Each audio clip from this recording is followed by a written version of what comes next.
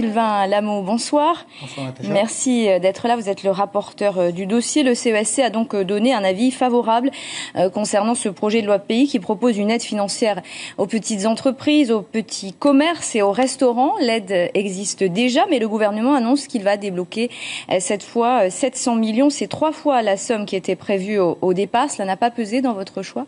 Non, pas du tout, puisque nous avons été informés j'ai été informé officieusement de cette somme aujourd'hui seulement. C'est une bonne chose ? Oui, totalement.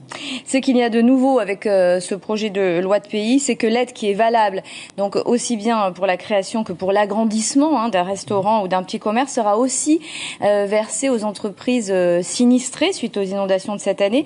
Vous étiez divisé sur cette question au CESC ?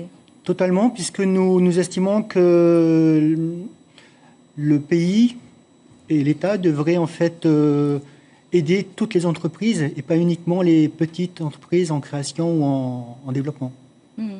Ça devrait aussi s'appliquer aux plus grosses entreprises ou c'est le fait que ça s'applique aux entreprises sinistrées qui vous a gêné ?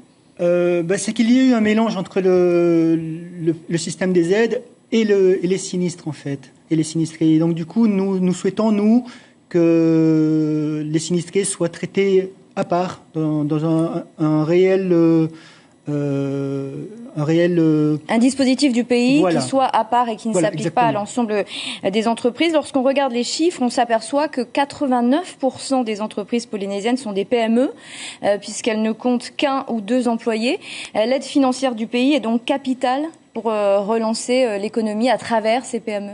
Bien sûr, on ne peut qu'être d'accord pour aider les petites entreprises à se développer et à se créer. Donc oui, on ne peut être que pour. Vous avez des informations, des statistiques qui vous permettent de dire qu'elles souffrent toujours aujourd'hui, ces PME ?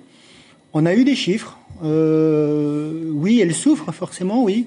Donc voilà, pour l'ensemble, oui. Vous avez validé tout ça. Le gouvernement propose donc une dérogation par rapport à la première loi de 2009 pour permettre aux chefs d'entreprise qui ont déjà démarré leur projet de pouvoir quand même bénéficier de l'aide. Pourquoi avez-vous dit non au CESC ?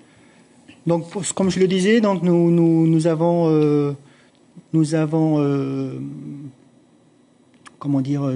souhaitons que les entreprises sinistrées et que tous les sinistrés d'une manière générale soient traités à part.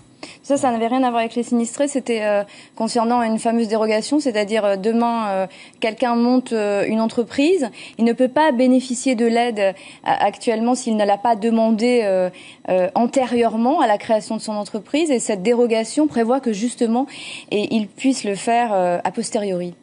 Non, là, je pense qu'il y a quiproquo. Cette aide est pour toutes les petites entreprises.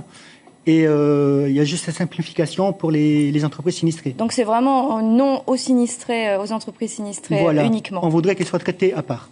Sylvain Lamot, merci d'avoir accepté notre invitation ce soir.